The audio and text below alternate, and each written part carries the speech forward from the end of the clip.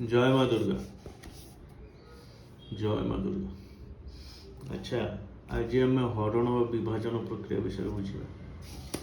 आम जाचे गुण न कहले क्या कहुए ना बारंबार मिश्रण को कहुए गुणन है, बारंबार फेड़ाण को कौन कहुए हरण। अच्छा, ये हरणटा केमिति हुए? धरा जाऊ मो पाखे किछिटा जिनस अच्छी मु केते जनक भितर समान भाव में बांटा चाहूँ है, ताले से जगह कौन हम जेते जन अच्छी तांको भितर जदि मु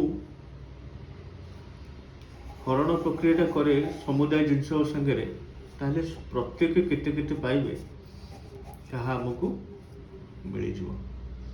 बुझीगला?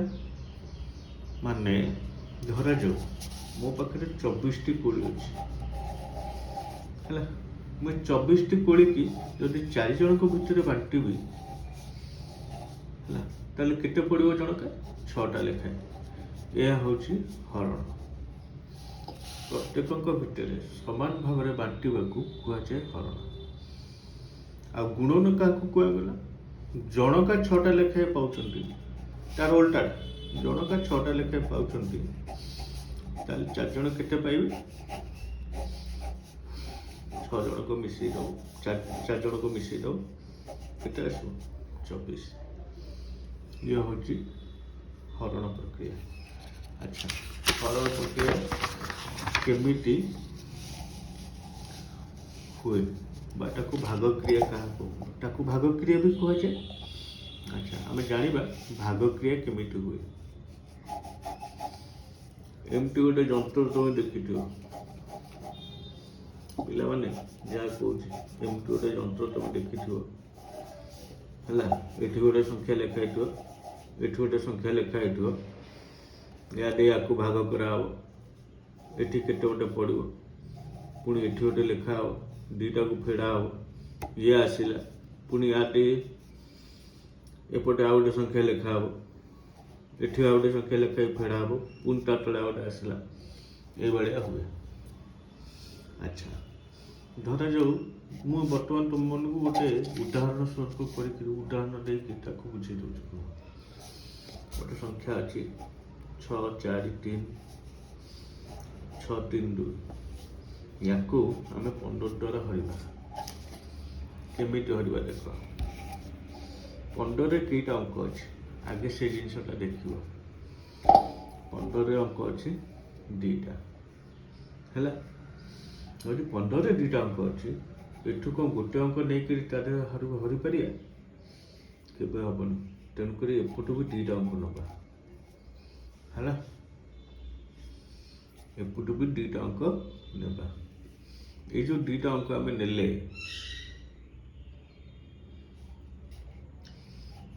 ताकू देखिया 15 ठारू बड़टा ना जी भाग करुची जी भाग होउची जी भाग होउची सी जी भाग करची ताठारू बड़ कि नुहे।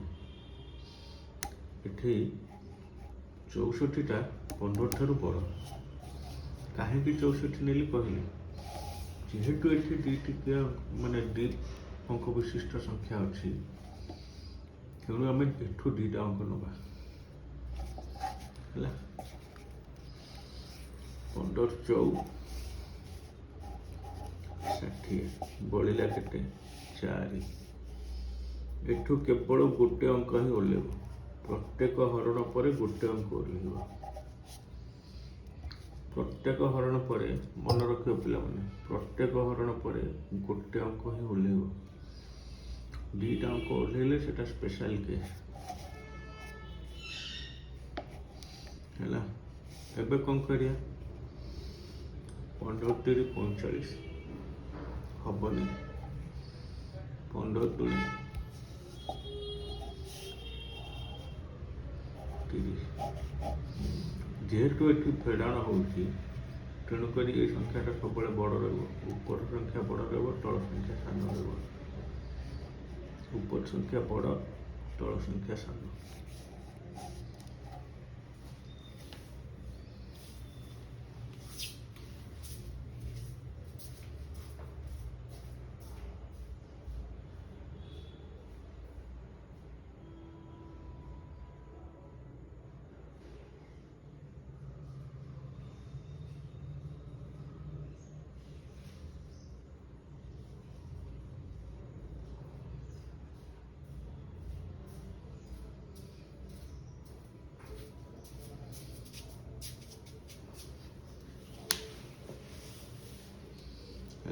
ଉପର ସଂଖ୍ୟା ବଡ଼, ତଳ ସଂଖ୍ୟା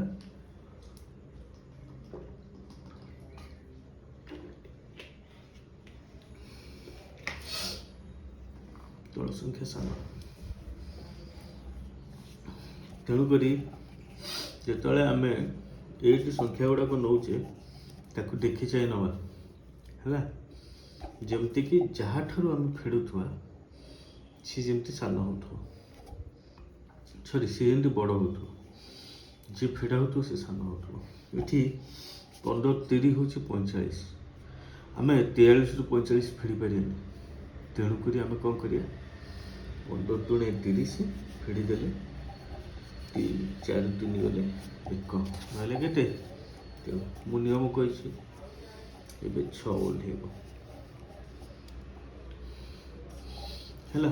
ଏଠି କେତେ ପଡ଼ିବ, 15 ପରୀକ୍ଷାରେ 15 ନୂଆ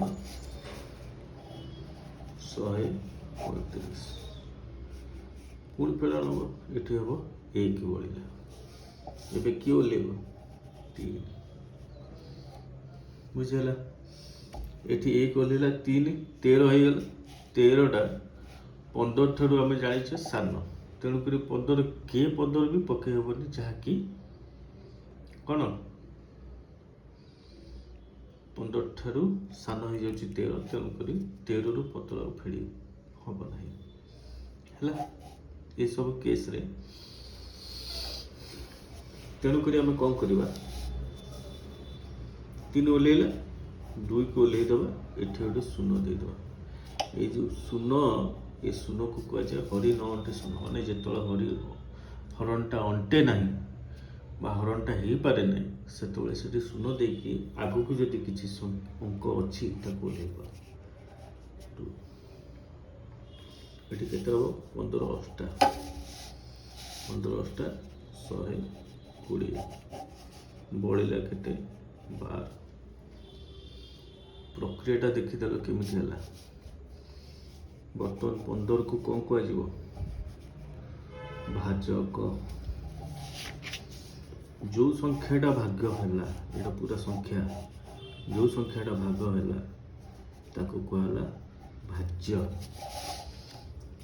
ଭାଗ ହେଇକିରି ଯେଉଁ ସଂଖ୍ୟାଟା ବାହାରିଲା ସେଟା କ'ଣ, ଭାଗ ଫଳ ହେଲା। ଆଉ ଯେଉଁ ସଂଖ୍ୟାଟା ଶେଷକୁ ବଳି ପଡ଼ିଲା ସେ ହେଲା ଭାଗ ଶେଷ। ଏଇ ଯେଉଁ ଜିନିଷଟା ଦେଖୁଛ ଭାଗ ଫଳ, ଏଇଟା ହିଁ ଉତ୍ତର। ହରଣର ଉତ୍ତର ହେଉଛି ଇଏ ହରଣ ଇଏ ସମାନେ ଇଏ, ବୁଝିହେଲା।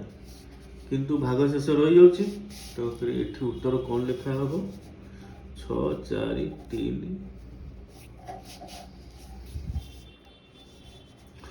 6 3 2କୁ 15 ଦ୍ୱାରା ଭାଗ କଲେ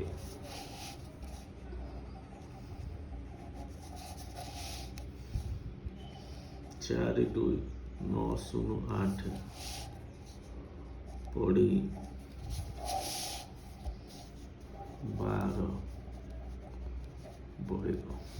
12 ହେଲା ଭାଗ ଶେଷ, 4 2 9 0 8 ହେଲା ଭାଗ ଫଳ, ବୁଝିହେଲା। এই নিয়মটাକୁ ସବୁବେଳେ ମୁଁ ଗୋଟେ ପୁରା ଇମ୍ପୋର୍ଟାଣ୍ଟ ନିୟମ ଯେଉଁଟା, ୟାର କେତେଟା ଅଙ୍କ ଦେଖିବ, ୟାର କେତେଟା ଅଙ୍କ ଦେଖିବ, ତାପରେ କରିବ। ଧରାଯାଉ ଆଉ ଗୋଟେ ଆମେ ଦେଖିବା, 1 3 5 ହରଣ 15। ମୁଁ କହିଥିଲି 2ଟା ଅଙ୍କ ଥିଲେ 2ଟା ଅଙ୍କ ନେବ, 2ଟା ଅଙ୍କ ଥିଲେ 2ଟା ଅଙ୍କ ନେବ। କିନ୍ତୁ ଏଠି କ'ଣ ହେଉଛି ଦେଖ, ଏଇ ଯେଉଁ 2ଟା ଅଙ୍କ ନେଇଛ ତାହା 15 ଠାରୁ କ'ଣ ସାନ। ଏସବୁ କେସ୍ରେ କ'ଣ କରାହେବ, ଆଉ ଗୋଟେ ଅଙ୍କ ବି ନିଆ ହେଇଯାଇପାରେ, ମାନେ ଏଠି 2 ଅଙ୍କ ବିଶିଷ୍ଟ, ଏଠି 3 ଅଙ୍କ ବିଶିଷ୍ଟ। ଏଇଟା ନିହାତି ବଡ଼ ହେବା ଦରକାର, ଏଇଟା ବଡ଼ ନହେଲେ ଏଇ ଭାଗ କରିବ କେମିତି। ତେଣୁକରି ଏଇଟାକୁ ବଡ଼ କରିବା ପାଇଁ 2ଟା ଅଙ୍କ ନେଇଛେ, ଯାହାକି ୟାଠାରୁ ବଡ଼ ହେଇପାରୁନି, ତେଣୁକରି ତାର ତୃତୀୟ ଅଙ୍କଟାକୁ ନେବା। ଯଦି 3 ନମ୍ବର ଅଙ୍କ ନଥିବ ତାହେଲେ କିଛି ହେବନି, ସେସବୁ କେସ୍ରେ ଭାଗ ହେଇପାରିବ ନାହିଁ ହେଲା, ଯେଉଁଟା ସାଧାରଣ ଭାଗ। ସେଠି କ'ଣ ଲେଖିବ? ଏଠାରେ ଭାଗ ହୋଇପାରିବ ନାହିଁ। କିନ୍ତୁ ଯଦି ଅଛି ତାହେଲେ କ'ଣ କରିବ? ଆଉ ଗୋଟେ ଅଙ୍କ ନେଇଯିବ 135, 15କୁ ପଣିକି ଡାକିଦେବ। କେଉଁଠି ଆସୁଛି 135? 15 ନୂଆ 135। ଭାଗ ଶେଷ ଯେତେବେଳେ ଶୂନ ଆସିବ ସେତେବେଳେ ହରଣଟା ହେଲା ପୂର୍ଣ୍ଣ ହରଣ ହେଲା, ବା ଜାଣିବ ଯେ ଭାଗ କ୍ରିୟା ସମ୍ପୂର୍ଣ୍ଣ ହେଲା। ବୁଝିଗଲା? ନହେଲେ ସେମିତି ଭାଗ କ୍ରିୟା ହେଲେ ବି ସେଇଟା କମ୍ପ୍ଲିଟ୍ ଭାଗ କ୍ରିୟା ନୁହେଁ। ବୁଝିଗଲା? ଏବେ ଆମେ ଆଉ 2-4ଟା ହରଣ କରିକି ଦେଖିବା ହେଲା। ଧରାଯାଉ ଅଛି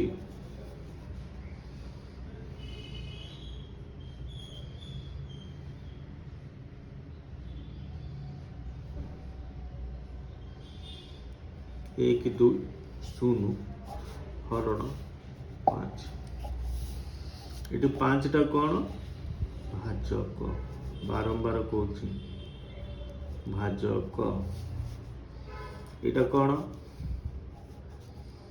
ଭାଜ୍ୟ। ଏଇଟା କ'ଣ? ଭାଗ ଫଳ। ଏହା ଦ୍ୱାରା ଯେତେବେଳେ ଭାଗ ହେଉଥିବ ଯେତେ ଅଙ୍କ ପଡ଼ିବ সেটা এটি লেখা হব। আচ্ছা, এবার হরিয়া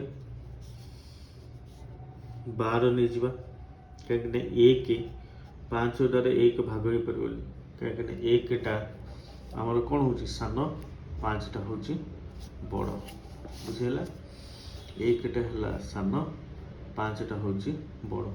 ତେଣୁକରି 1 5 ଦ୍ୱାରା ଭାଗ ହୋଇପାରିବ ନାହିଁ, ଯେହେତୁ କ'ଣ ସାନ ସଂଖ୍ୟା। ସାନ ସଂଖ୍ୟାରେ ବଡ଼ ସଂଖ୍ୟା କେଉଁ ଭାଗ ହୋଇପାରିବ ନାହିଁ। ବୁଝିହେଲା? ତେବେ ଏବେ କ'ଣ କରିବା? 2ଟି ଅଙ୍କ ନେବା 12। ଏଠି କେତେ ପକାଇବା? 5 ଦୁଣେ 10। କାହିଁକି 5 ଦୁଣେ 10 ପକାଇଲି? ବାରମ୍ବାର ଫେଡ଼ାଣ ହେଉଛି। ବୁଝିହେଲା? ଏ ଯେଉଁ ସଂଖ୍ୟାଟା ୟାଠାରୁ ବଡ଼ ହେବା ଦରକାର। ଏଇ ଯେଉଁ ସଂଖ୍ୟାଟା ୟାଠାରୁ ବଡ଼ ହେବା ଦରକାର, ନହେଲେ ଭାଗ କ୍ରିୟା ହେଉଛି ବୋଲି ଆମେ କହିପାରିବା ନାହିଁ। ବୁଝିହେଲା? ତେବେ ଏବେ କ'ଣ କରିବା? 5 ଦୁଣେ 10 ଆକୁ ଫେଡ଼ି ଦେବା। ଫେଡ଼ାଣ ହେବ ନା, ବଡ଼ରୁ ସାନ ସବୁବେଳେ ଫେଡ଼ା ହୁଏ। ତେଣୁକରି ଫେଡ଼ାଣ କରିଦେବା। କେତେ ବଳିଲା? 2। ବିୟୋଗ ଫଳ ହେଲା 2। ଏବେ ଯେମିତି କହିଥିଲି ଆଉ ଗୋଟେ ଓହ୍ଲେଇବ ଅଙ୍କ ହେଲା 0। 20। 5କ ପଣିକିରେ 20 କୋଉଠି ଅଛି? 5 4 20। ଆଚ୍ଛା ପିଲାମାନେ, କେବେ ଭାବିଛ ଗୁଣନ ଯେଉଁ ପ୍ରକ୍ରିୟା ହୁଏ ସେଟା ଏପଟୁ ଆସେ ଏପଟୁ, ଫେଡ଼ାଣ সেটা এপটু আসে এপটু, মিশ্রণ বা যোগ সেটা এপটু আসে এপটু। କ'ଣ ପାଇଁ ହରଣ ଏପଟୁ আসେ ଏପଟୁ। এই କ୍ୱେଶ୍ଚିନ୍ ବି ବହୁତ ପିଲାଙ୍କ ମନରେ ଆସୁଥିବ ଯେ କାହିଁକି ଗୁଣନ, ଫେଡ଼ାଣ, ମିଶାଣ ସବୁ ଡାହାଣରୁ ବାଁ ପଟକୁ ଆସେ ଏବଂ ଯେଉଁ ହରଣଟା ବା ଭାଗ କ୍ରିୟାଟା ଡାହାଣରୁ ବାଁ ପଟକୁ ଆସେ। ଆଚ୍ଛା ପିଲା, ଏବେ ମୋତେ କୁହ, ମୋ ଭିଡ଼ିଓରେ ଅଛି ଯେ ଯେଉଁ ସଂଖ୍ୟା ଦେଇଛି ଅଙ୍କ ଏକକ, ଦଶକ, ଶତକ, ସହସ୍ର, ତାପରେ ଅୟୁତ, ଲକ୍ଷ, ନିୟୁତ, ତାପରେ କୋଟି ହେଲା। ଆଚ୍ଛା, ଏଇ ଯେଉଁ ଜିନିଷ ଗୁଡ଼ାକ ଆସୁଛି ତମେ ଦେଖିବ ମିଶାଣରେ କ'ଣ ଏପଟୁ ମିଶା ହେଇ ହେଇ ହେଇ ହେଇ ହେଇ ହେଇ ଆସୁଛି ଏଠି ବଡ଼ ରହୁଛି। ଫେଡ଼ାଣରେ ଏପଟୁ ଫେଡ଼ା ହେଇ ହେଇ ଆସୁଛି, କେବେ ଏପଟୁ ଫେଡ଼ା ହୁଏନି। ବୁଝିହେଲା?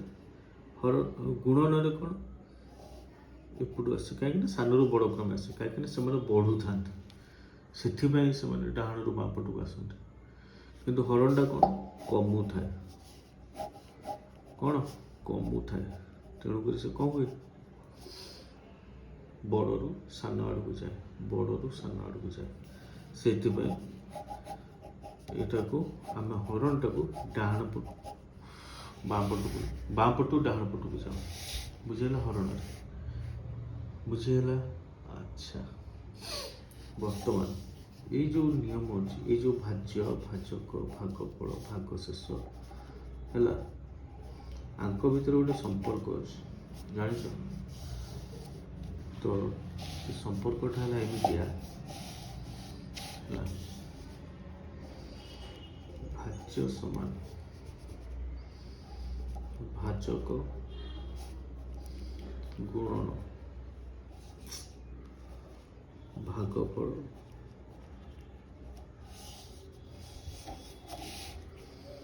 ଯୁକ୍ତ ଭାଗ ଶେଷ। ଭାଜକ ଗୁଣନ ଭାଗଫଳ ଯୁକ୍ତ ଭାଗ ଶେଷ। ହେଲା, ଭାଜ୍ୟ ଏଇଠି এই ହିସାବରେ ନେବା। ଭାଜ୍ୟ ହେଉଛି 120, ତାକୁ କେମିତି ବାହାର କରିବେ? ଭାଜକ ଗୁଣନ ଭାଗଫଳ, ଭାଗଫଳ କ'ଣ? ଭାଜକ କିଏ? 5, ଭାଗଫଳ କ'ଣ?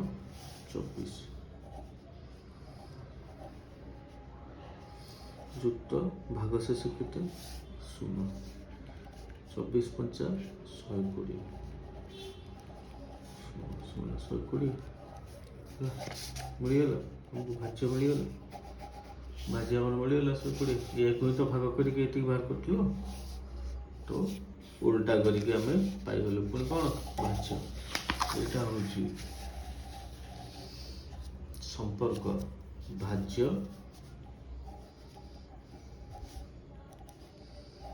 ଭାଜକ ଗୁଣ ଭାଗଫଳ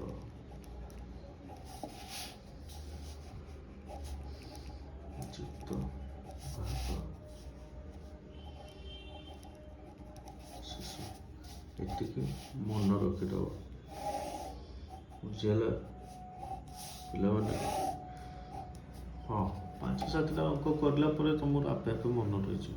ଯଦି ତୁମେ ଅଙ୍କରେ ଯେଉଁ ନିୟମ ଗୁଡ଼ାକ ବା ଯେଉଁ ସୂତ୍ର ଗୁଡ଼ାକ ମନେ ରଖିବାକୁ ଚାହୁଁଛ, ତାହାର କେବଳ ଗୋଟେ ଉପାୟ ହେଉଛି ଗୋଟେ କନସେପ୍ଟ ନେବ, ତା ଦେହରେ ମିନିମମ୍ 10ଟା କ୍ୱେଶ୍ଚିନ୍ ସଲ୍ଭ କରିବ, ସେ ଫର୍ମୁଲା ତୁମର ମନେ ରହିଯିବ। ବର୍ତ୍ତମାନ ଯେଉଁ ସ୍ପିଡ୍ ମ୍ୟାଥ୍ସ ଯେଉଁ ଶିଖଉଛନ୍ତି ସେଇଟା ଭଲ, କିନ୍ତୁ ଯେତେ ପର୍ଯ୍ୟନ୍ତ ତୁମର କନସେପ୍ଟ କ୍ଲିଅର ନେଇଛି, ସ୍ପିଡ୍ ମ୍ୟାଥ୍ସ ପଢ଼ିକି ଲାଭ କ'ଣଟା?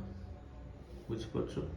ତ ଏଥିରେ ଯେତେବେଳେ ତୁମ ଏଇଭଳିଆ ଏଇ ଯେଉଁ କ୍ଲାସିକାଲ ଉପାୟ ନେଇକି ଯେତେବେଳେ ତୁମେ ପଢ଼ିକିରି ପ୍ରାକ୍ଟିସ୍ କରିବ, ତାହେଲେ ସେ ଯେଉଁ ସ୍ପିଡ୍ ମ୍ୟାଥ୍ସର ଯେଉଁ ଟ୍ରିକ୍ ଗୁଡ଼ାକ ମନେ ରଖିବାକୁ ତୁମକୁ ସୁବିଧା ହେବ। ମୁଁ କହୁନି ଯେ ତାକୁ ପଢ଼ନି, ନା ନା, ତାକୁ ବି ପଢ଼, କିନ୍ତୁ କଥା କ'ଣ କି ଯେତେବେଳେ ବେସିକ୍ କ୍ଲିଅର କରିକି ସେ ଜିନିଷ ଗୁଡ଼ାକ ତୁମେ ବୁଝିଯିବ, ସେ ଜିନିଷ ଗୁଡ଼ାକ ଯେତେବେଳେ ତୁମେ ମନେ ରଖିବାକୁ ଯିବ, ସେତେବେଳେ ବହୁତ ଜଲ୍ଦି ମନେ ରହିବ। ଆଉ ତାପରେ ଦେଖିବ ଯେତେବେଳେ ମନେ ରଖିବାକୁ ଯିବ, ସେତେବେଳେ ବୁଝିପାରିବ ଯେ ହଁ, ଆରେ ଏ ଫର୍ମୁଲାରେ ଏମିତି କ'ଣ ପାଇଁ ହେଲା। ସେ ଥରେ ଯଦି ତୁମେ ବୁଝିଗଲ, ମନେ ରଖିବାକୁ କିଏ ଅଟକେଇ ପାରିବେନି, ମନ ଆପେ ଆପେ ରହିଯିବ। ବୁଝିହେଲା? ଆଚ୍ଛା, ଏବେ ତାପରେ ଆମେ ଦେଖିବା ଏଇ ଯେଉଁ ଜିନିଷର ଆଉ 3ଟା ସୂତ୍ର ଅଛି। କ'ଣ? ଯଦି ଭାଜକ ପଚରା ଯାଇଥାଏ, ଭାଜକ ସମାନେ ଭାଜ୍ୟ ଫେଡ଼ାଣ ଭାଗଶେଷ ଯୁକ୍ତ ଭାଗଫଳ ଯୁକ୍ତ ଭାଗଫଳ। ସେମିତି ଯଦି ଭାଗଫଳ ପଚରା ଯାଇଥାଏ,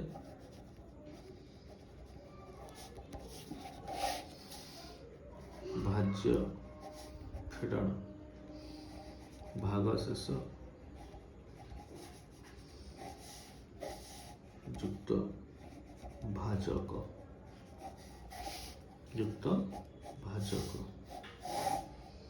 এটা ହେଲା କ'ଣ ଭାଗଫଳ ସୂତ୍ର। ସେମିତି ଯଦି ଭାଗ ଶେଷ ପଚରା ଯାଇଥାଏ, ଭାଗ ଶେଷ କ'ଣ ଭାଜ୍ୟ ଫେଡାଣ ଭାଗଫଳ ଗୁଣନ ଭାଜକ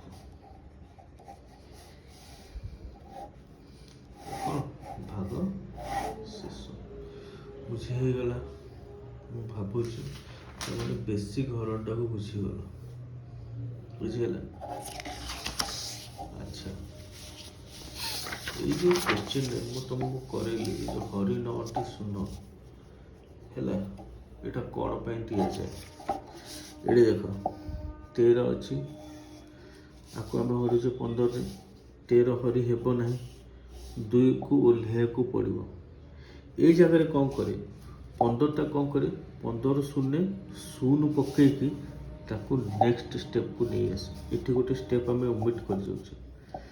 ଏଠି ଯେଉଁ 13 ଥିଲା, 15 ଶୂନ କରିକି 13କୁ ତଳକୁ ନେଇ ଆସୁଛେ, ସୋ ଦ୍ୟାଟ୍ ଗୋଟେ ଭାଗ ପରେ ଆଉ ଗୋଟେ ସଂଖ୍ୟା ଓହ୍ଲେଇ ପାରିବ। ବୁଝିପାରିଲ ନା ନାହିଁ? ଆଚ୍ଛା ଠିକ୍ ଅଛି, ମୁଁ ବୁଝିଦେଉଛି। ଏଠୁ ମୂଳରୁ ଆମେ ଦେଖି ଆସିବା। 64ରୁ 60 ଗଲା, ଯେଉଁ ଭାଗ ଶେଷ ଆସିଲା, ଏ ଯେଉଁଠି ଜିନିଷଟା ବଳି ପଡ଼ିଲା, ତାପରେ ଯାଇକି ଏ ଜିନିଷଟା ଓହ୍ଲେଇଲା। ସେମିତି ଏଠି 30 ଫେଡ଼ା ହେଲା 43ରୁ, 13 ବଳି ପଡ଼ିଲା, 6 ଥିଲା, 6 ପଳେଇ ଆସିଲା। ବୁଝିହେଲା? କିନ୍ତୁ ୟା ପରେ କ'ଣ ହେଲା, ଏ ଯେଉଁ 13 1 ବଳିଲା, 3 ଓହ୍ଲେଇଲା। ବୁଝିହେଲା? କିନ୍ତୁ ଏଇଟା 15ରୁ କମ୍ ପଡ଼ିଗଲା, ଭାଗ ହେଇପାରିବନି।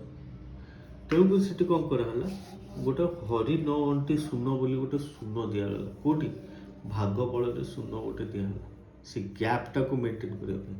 ସେ ଗ୍ୟାପ୍ଟାକୁ ଯେଉଁ ମେଣ୍ଟେନ୍ କରାହେଲା, ଏଇ ଜାଗାରେ କ'ଣ ହେଲା, ସେ 13 ଥିଲା, ମାନେ 13 ଥିଲା, 15 ଶୂନ ପଡ଼ିଲା, ପୁଣି 13 ଆସିଲା, ଶୂନ ଫେଡ଼ା ହେଇକିରି 13 ଆସିଲା, ତାପରେ ଆ ଡାହାଣ ପଟେ 2 ଓହ୍ଲେଇଲା, ତାପରେ ଆ ଡାହାଣ ପଟେ 2 ଓହ୍ଲେଇଲା। ମାନେ ଥରେ ଫେଡ଼ା ସରିବ, ତାପରେ ଗୋଟେ ଓହ୍ଲେଇବ, ପୁଣି ଏପଟେ ଦିଆଯିବ, ପୁଣି ଗୋଟେ ଫେଡ଼ାଣ ହେବ, ତାପରେ ପୁଣି ଗୋଟେ ଓହ୍ଲେଇବ। ଏଇଟା ହେଉଛି ହରଣର ନିୟମ, ଷ୍ଟେପ୍ ବାଇ ଷ୍ଟେପ୍ ମେଥଡ଼। ବୁଝିହେଲା? ତେଣୁକରି ଏଠି ଯେତେବେଳେ ଗୋଟେ ଜିନିଷ ଆସିଗଲା, ଯେତେବେଳେ ସେ କମ୍ପେୟାର କଲା 15 ସାଙ୍ଗରେ, ବା ଯେତେବେଳେ ମାପିଲା 15ଟା 13 ଠାରୁ ବଡ଼ ନା ସାନ, 13 ଠାରୁ ବଡ଼ ହେଇଗଲା, ତେଣୁକରି ହରଣ ହେଇପାରିବନି।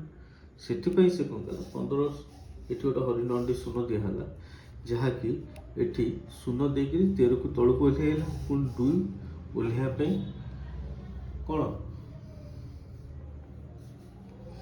ନିୟମ ପାଳନ କରିପାରିଲା। ନହେଲେ ତ ସେମିତି ହେଇପାରିବ ନା, ଏକାଥରେ 2ଟା ତ ଓହ୍ଲେଇ ପାରିବନି। ତେଣୁକରି ଗୋଟେ ଶୂନ ଦିଆଯିବ, ଯେଉଁଟାକି 15 ଶୂନ କରିକି କାଟିଦେବ, ତାପରେ ତା ପର ଅଙ୍କଟା ଓହ୍ଲେଇବାକୁ ଏଲିଜିବଲ୍ ହେଇପାରିବ, ନହେଲେ ସେ ତଳକୁ ଓହ୍ଲେଇ ପାରିବ ନାହିଁ। ହେଲା? ଏତିକି ତମର ସରିଗଲା। ବର୍ତ୍ତମାନ ଆମେ କ'ଣ କରିବା, ଗୋଟେ ଅଙ୍କକୁ ଦେଖିବା, ଗୋଟେ ସଂଖ୍ୟାକୁ ଦେଖିବା, ତାକୁ ଦେଖିକିରି ଆମେ କେମିତି ଜାଣିପାରିବା ଯେ ସେଇଟା କାହା ଦ୍ୱାରା ବିଭାଜ୍ୟ, ବା ଆକୁ କ'ଣ କୁହାଯାଏ, ବିଭାଜନ ସୂତ୍ର। ବିଭାଜନ ସୂତ୍ର କ'ଣ? ଗୋଟେ ସଂଖ୍ୟାକୁ ଦେଖୁ ଦେଖୁ ଆମେ କେମିତି ଜାଣିପାରିବା ଯେ ତାହା କାହା ଦ୍ୱାରା ବିଭାଜ୍ୟ। ଆଚ୍ଛା, ସେ ଅଛି 2 ଅଛି, 3 ଅଛି, 4 ଅଛି, 5 ଅଛି, 6 ଅଛି, 7 ଅଛି, 8 ଅଛି, 9 ଅଛି, 10 ଅଛି, 11 ବି ଅଛି, 12 ବି ଅଛି, 13 ବି ଅଛି। ଏମିତି କେତେ ସଂଖ୍ୟା ଗୁଡ଼ାକ ଅଛି ଯେଉଁ ଯାହା ଦ୍ୱାରା ଅଛି। ଆଚ୍ଛା, ଗୋଟେ ସଂଖ୍ୟା ଯାହା ସମସ୍ତ ସଂଖ୍ୟାକୁ ଭାଗ କରେ, ସେ ସଂଖ୍ୟାଟି କିଏ? ସେ ସଂଖ୍ୟାଟି ହେଲା 1। 1 ହେଉଛି ଗୋଟେ ସଂଖ୍ୟା যে সমস্ত সংখ্যাକୁ ଭାଗ କରେ। ଏକ ହେଉଛି ଏକ ସଂଖ୍ୟା ଯାହା ସମସ୍ତ ସଂଖ୍ୟା ମାନଙ୍କୁ ଭାଗ କରେ। ଆଚ୍ଛା, ତାହେଲେ ଶୂନ ହେଉଛି ଗୋଟେ ସଂଖ୍ୟା। ଶୂନ ହେଉଛି ଏପରି ଏକ ସଂଖ୍ୟା ଯାହା ସମସ୍ତ ସଂଖ୍ୟା ଦ୍ୱାରା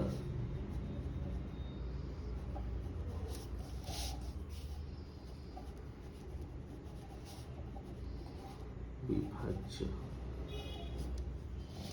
ବୁଝିହେଲା? ଆଚ୍ଛା, ଏବେ ଜାଣିବା ଦୁଇ ଦ୍ୱାରା ବିଭାଜନର ସୂତ୍ର। जो एक ହେଉଛି ଏକ ସଂଖ୍ୟା ଯାହା ସମସ୍ତ ସଂଖ୍ୟା ମାନଙ୍କୁ ଭାଗ କରେ। ଏଇଟା ମନେ ରଖିବ। କାହିଁ କହୁଛି ମନେ ରଖିବ? ଆଗକୁ ତୁମକୁ ଐକିକ ଧାରାରେ କାମ ଦେବ। ଐକିକ ଧାରା ଗୋଟେ ଯେଉଁ କନସେପ୍ଟ ଅଛି ତାହା ପ୍ରଥମେ ଆମେ ଏକରୁ ବାହାର କରିବା, ତାପରେ ଯେଉଁ ସଂଖ୍ୟା ଦେଇଥିବ ତା ଦେହରୁ ବାହାର କରିବା। ସେ ଐକିକ ଧାରାରେ କାମ ଦେବ। ବୁଝିହେଲା? ଆଚ୍ଛା, ଏବେ ଚାଲ ଆମେ ଦେଖିବା ଦୁଇ ଦ୍ୱାରା ବିଭାଜନର ସୂତ୍ର। ଦୁଇ ଦ୍ୱାରା ବିଭାଜନର ସୂତ୍ର କ'ଣ? ଯେଉଁ ସଂଖ୍ୟାର ଏକକ ଘରେ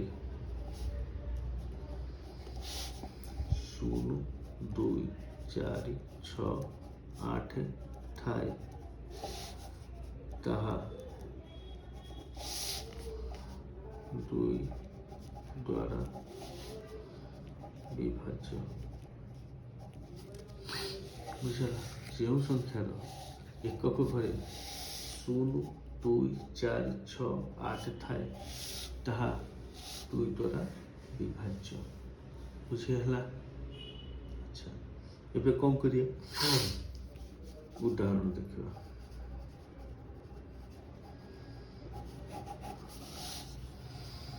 ବାର, ତ ଏକକ ଘରେ 2 ଅଛି। 212। 32, ଏକକ ଘରେ 2 ଅଛି। 2 ଗୁଣନ 18 ସମାନ 16 ସମାନ 32। 34, 2 ଗୁଣନ 17 ସମାନ 34। ଆଚ୍ଛା, ହରଣ କରି ଦେଖିଦେବା। 34 କି ହରଣ କରି ଦେଖିଦେବା। 2 କେ 2, 1 4, 2 7 14 ହେଇଗଲା। ଏବେ 32, 2 କେ 2 ହରଣ ଦେଖୁଛନ୍ତି କେମିତି ହେଉଛି? 2, 3 କେ କମ୍ପେୟାର କଲି। ଏକ ଅଙ୍କ ବିଶିଷ୍ଟ ଅଛି, ଏକ ଅଙ୍କ ବିଶିଷ୍ଟ ନେଲି। 3ଟା 2 ଠାରୁ ବଡ଼ ହେଲା, ତେଣୁକରି ମୁଁ ହରଣଟାକୁ ଆଗକୁ ବଢ଼େଇଲି। କେମିତି? 2 କେ 2, 1 ବଳିଲା। 1ଟା 2 ଦ୍ୱାରା ବିଭାଜ୍ୟ ହେଇପାରିବ ନାହିଁ, ତେଣୁକରି 2 ଆସିଲା। ବୁଝିହେଲା? 212। ଏଠି ଯେଉଁ କହିଲି 1ଟା 2 ଦ୍ୱାରା ବିଭାଜ୍ୟ ହେଇପାରିବ, ସେମିତି ସବୁ ଅଙ୍କ କରିବ ଯେ, ସେମିତି ହେଲେ ଭୁଲ ହେବ। ତମେ ଏମିତିଆ ଗୋଟେ ସଂଖ୍ୟା ଚୁଜ୍ କରିବ ବା ବାଛିବ ଯାହାକି ତାଠାରୁ ପୁରା ପାଖରେ କିନ୍ତୁ ତାଠାରୁ ସାନ ଥିବ। ତାର ପୁରା ପାଖାପାଖି ସଂଖ୍ୟା କିନ୍ତୁ ତାଠାରୁ ସାନ ଥିବ। କାରଣ ଏ ଭାଜକରେ ଯଦି ଗୁଣିବା, ଭାଜକର ଯେଉଁ ଗୁଣିତକ, ଭାଜକର ଯେଉଁ କ'ଣ, ଭାଜକରେ ଏ ସଂଖ୍ୟାକୁ ଗୁଣିଲେ ଏମିତିଆ ଗୋଟେ ସଂଖ୍ୟା ହେଉଥିବ ଯାହା ପାଖାପାଖି ଥିବ କିନ୍ତୁ ଆଠୁ ତଳ ଥିବ। ତାହେଲେ ଯାଇକି ତୁମେ ଫେଡ଼ାଣଟା ଆଗକୁ ବଢ଼ାଇବ। ନାଇଁକି ସେମିତି ଯଦି କହିବ, ତୁମେ ସେମିତି କରିପାରିବନି କି? 66 ହେଲା। 66 ଯଦି ମୁଁ 2ରେ ଅଛି ଭାଗ କରିବି, କ'ଣ ହେଇପାରିବନି? 2 3 6 0 6, 2 3 6 0। ଏଇଟା ହେଉଛି ଆକ୍ଚୁଆଲ ଫେଡ଼ାଣ, ମାନେ ଆକ୍ଚୁଆଲ କ'ଣ ହରଣ ପ୍ରକ୍ରିୟା। କିନ୍ତୁ ଲୋକ କ'ଣ କରନ୍ତି, ପ୍ରାୟ ମୁଁ ପିଲାଙ୍କୁ ଦେଖିଛି, ସେ କ'ଣ କରନ୍ତି, 66 ଦେଲା। ଆଚ୍ଛା, 2 କିଏ ପକେଇଦେବେ? 2 4 6। এটা ଟୋଟାଲି ଭୁଲ ହେଇଗଲା। ତମେ ଆକୁ ଭାଗ କରିବାକୁ ଚେଷ୍ଟା କରିବ, এই ଯେଉଁ ଅଙ୍କଟା ତୁମେ ଆଗେ ନେଲ ସେଟାକୁ ଆଗେ ଭାଗ କରିବାକୁ ଚେଷ୍ଟା କରିବ। ତେଣୁକରି ତାର ପୁରା ପାଖ ଯାଏଁ ଯିବ। ଧରାଯାଉ ଏଠି 7 6 ଅଛି, ଲୋକ କ'ଣ କରନ୍ତି 2 କେ 2 ଆଗେ ପକାଅ। କାହିଁକି 2 କେ 2 ପକାଇବ? କ'ଣ ଏଠି ଖେଳ ଘର? 2 3 6 ପକାଇବ, କାହିଁକି ନା ୟାଠାରୁ ଟିକେ ସାନ ଇଏ। 6ଟା ହେଉଛି 7 ଠାରୁ ଟିକେ ସାନ। ଏଠି ଯଦି 2 ପକାଇଦେବ ତା ପୁରା ଟୋଟାଲି ଭୁଲ ହେଇଯିବ ହେଲା। 2 3 6, 1 ବଳିଲା 6, 2 8 16, ବୁଝିହେଲା? ହରଣଟା ଏଇଭଳି ହେବ। ତ ମନ ଇଚ୍ଛା ତମେ 2 କେ 2, 2 2 4, ହଁ ତାଠୁ ସାନ ତ ପକାଉଛ, ସେମିତି କରିବ ନାହିଁ ହେଲା। ଆଚ୍ଛା, ବର୍ତ୍ତମାନ ଆମେ ଜାଣିବା 3 ଦ୍ୱାରା ବିଭାଜନ ସୂତ୍ର।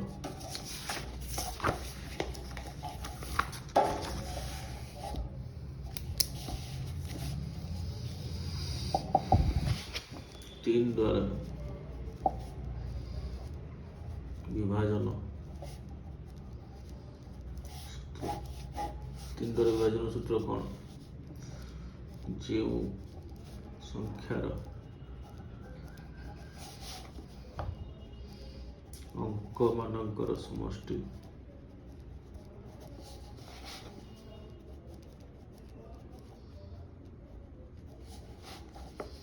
तीन द्वारा विभाज्य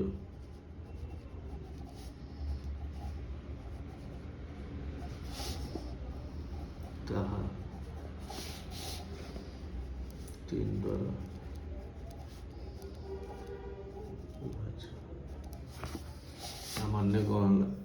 धर जो मु कहूँ 6 3 6, यहाँ 3 द्वारा विभाज्य बोली आम केमी जानिए? ये 3टा को हम मिसई दवा। 6 + 3 + 6 केते हला? 6 6 12 3 15। 3 को परीक्षा 15 आसुची। हाँ,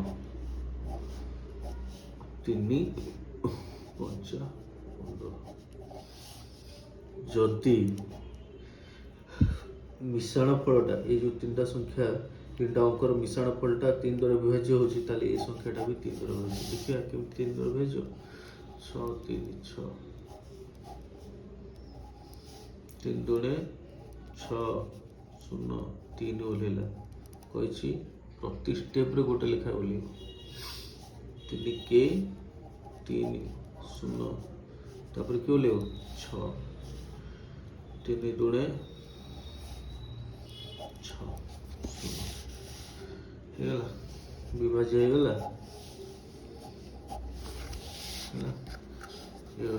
3 द्वारा विभाजन सूत्र। एमती तुम बहुत गुड़े संख्या नहीं तुम विभाज्य कि नुह तुम चेक कर बुझेगा पे। अच्छा, 4 द्वारा विभाजन सूत्र। 4 द्वारा कौन विभाजन सूत्र? 4 द्वारा विभाजन सूत्र होची जो संख्यार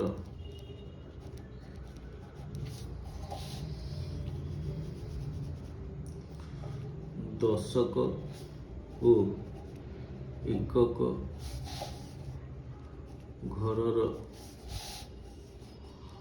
अंक 2टी को नहीं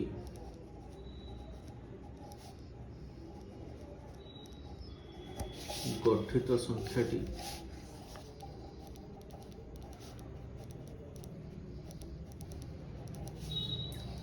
चारि द्वारा विभाज्य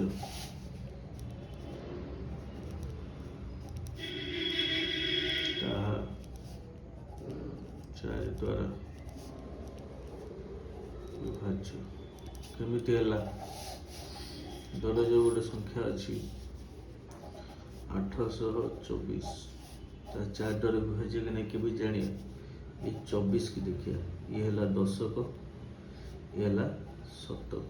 मु कौन कही शतक ओ सॉरी एकक और दशक कौन कही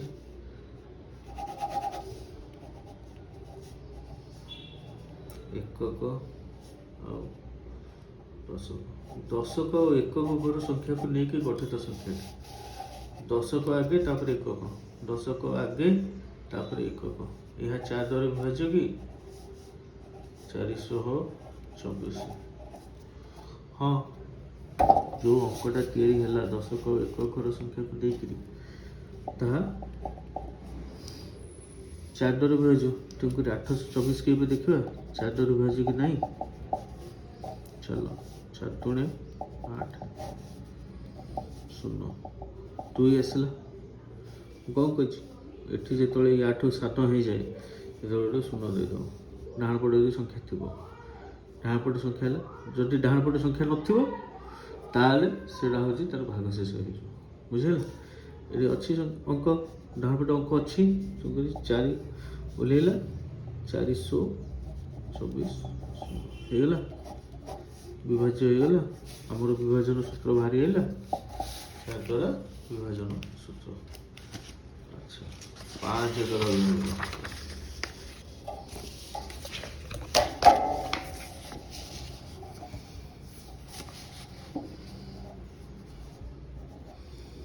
5 द्वारा विभाजन सूत्र क्या कहुए 5 द्वारा विभाजन सूत्र क्या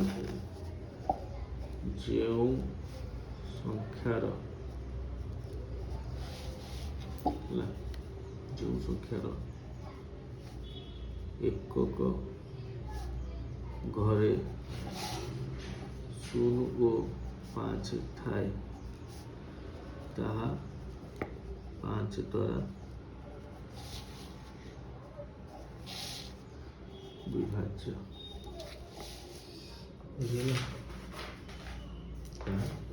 5 द्वारा विभाज्य मन रखिए केते बड़ भी संख्या था एक घरे जो 5 अच्छे 5 द्वारा विभाज्य सेमती नहीं जा 105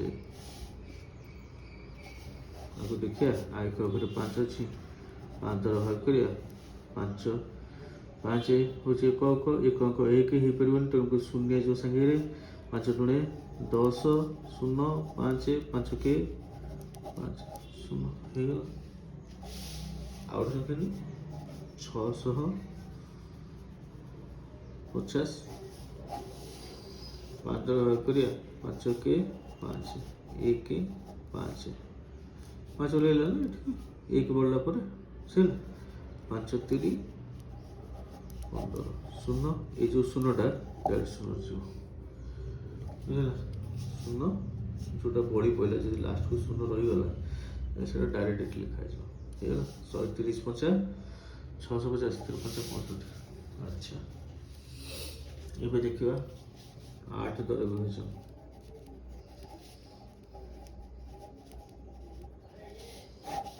8 द्वारा विभाजन। अच्छा पिला मैंने तुमको 7 6 है 6 द्वारा विभाजन सूत्र किसी ना हो 8 पर कौन जो संख्यार शतक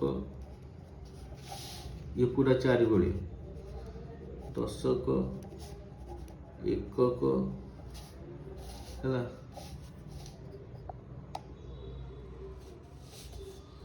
एकक घरर शतक दशक और एकक घरर अंक मानंकु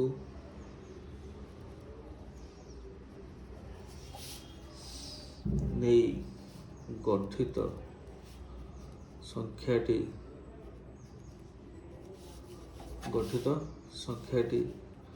8 द्वारा विभाज्य सही संख्याटी सही संपूर्ण संख्याटी 8 द्वारा विभाज्य बुझेगा मन रहा तो मन आई होप बुझेगा तो सेटा कौन केमी देखिए धर जो 8 2 4 0 शतक दशक एकक संख्या नहीं केते गला 240। अच्छा 240टा क्या द्वारा विभाज्य हो देखिए 8 द्वारा हो नहीं 8 3 24 शून्य ये जो शून्य ये रहा शून्य यहाँ हरण गोटे नियम अच्छे डाण पड़ यदि यहाँ यदि भाग हो गला आ गोटे शून्य बड़ी पड़े डायरेक्ट ये पलि आस एति तो मन रखी यहाँ नियमटा मन रख बुझे ए 8,240 की भाग करिया 8 के 8 2 बुझेगा ये यहाँ भाग हो कर शून्य पड़े 4 उठेगा 8 3 24 शून्य शून्य को शून्य बुझेगा बुझेगा 8 द्वारा विभाजन सूत्र ए देखा 6 द्वारा विभाजन सूत्र 6 द्वारा विभाजन सूत्र 6 द्वारा विभाजन सूत्र कौन जो संख्याटी 2 और 3 द्वारा विभाज्य ताहा 6 द्वारा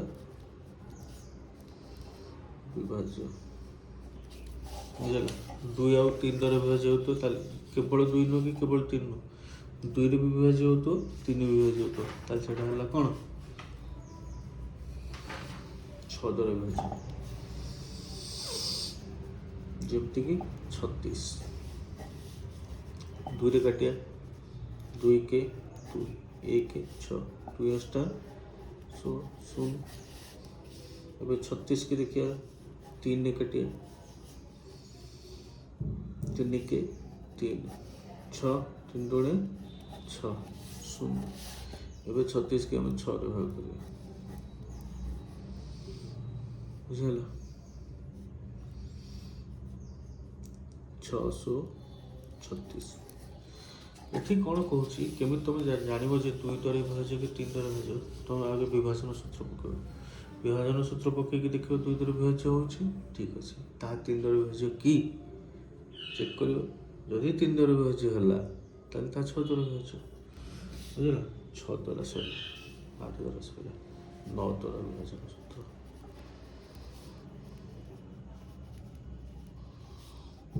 9 द्वारा विभाजन सूत्र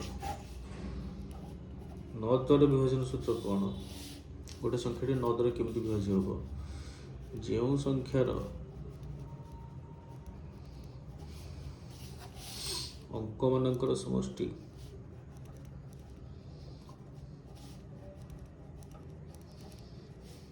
9 द्वारा विभाज्य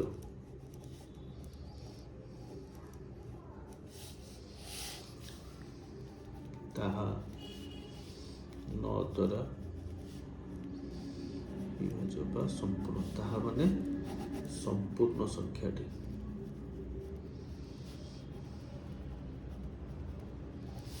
संपूर्ण संख्याटी केमिति 9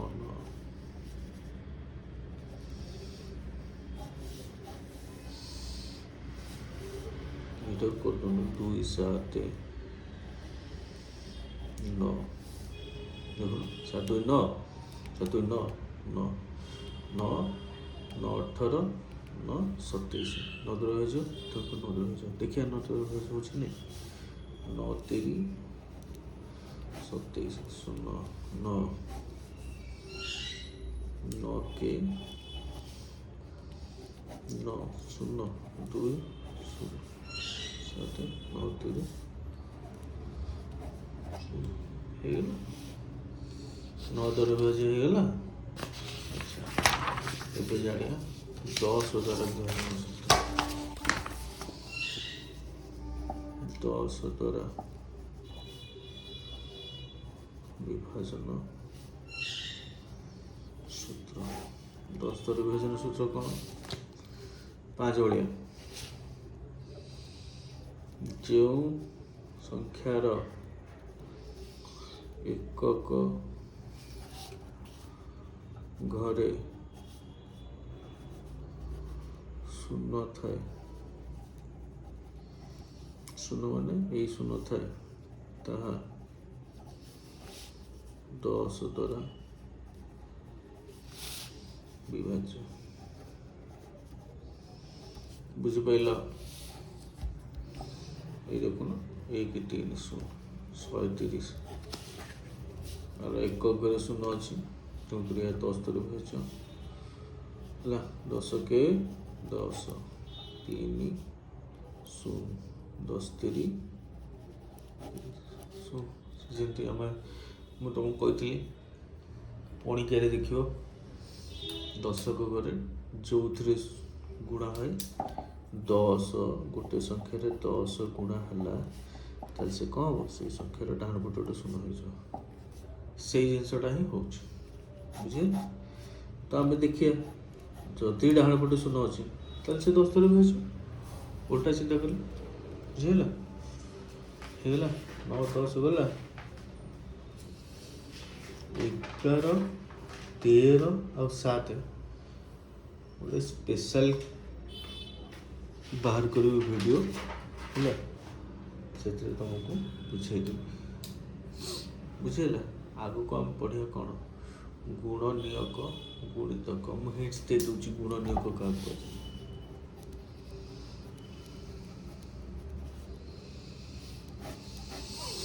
ଦେଖାଯାଉ ଗୋଟେ ସଂଖ୍ୟା ଅଛି ହେଲା, ଗୋଟେ ସଂଖ୍ୟା ଅଛି, ସେଇଟା କେବଳ ଯେ 2 ଦ୍ୱାରା ବିଭାଜ୍ୟ ହେବ ମୁଁ କହିପାରିବି, ମାନେ ଆମେ କହିପାରିବା ନାହିଁ। ଆଉ କେବଳ ଯେ 3 ଦ୍ୱାରା ବିଭାଜ୍ୟ ହୋଇପାରିବ ସେଇଟା କହିପାରିବାନି, କେବଳ ଯେ 4 ଦ୍ୱାରା ବିଭାଜ୍ୟ ହୋଇପାରିବ ସେଇଟା କହିପାରିବାନି।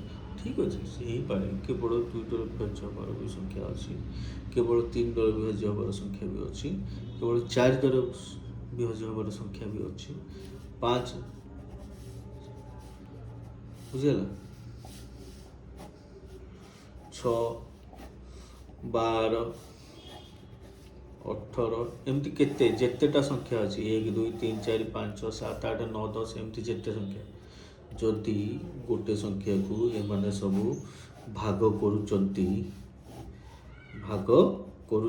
ସେ ଗୋଟେ ସଂଖ୍ୟାକୁ ଏମାନେ ସମସ୍ତେ ଭାଗ କରୁଛନ୍ତି, ତାହେଲେ ସେଇ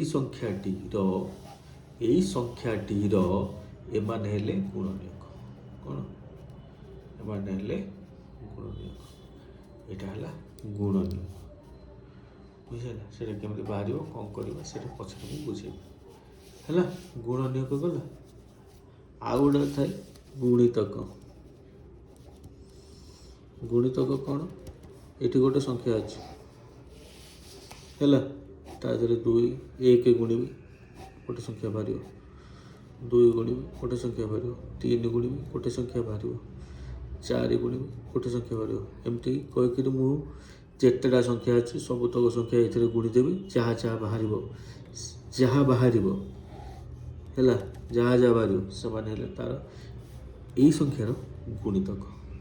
ଏଇ ସଂଖ୍ୟାର ଗୁଣା ହେଇକିରି ଏଇଟା ବାହାରିଛି, ତେଣୁକରି ଏ ସଂଖ୍ୟାର ଇଏ ହେଲେ ଗୁଣିତକ ହେଲା।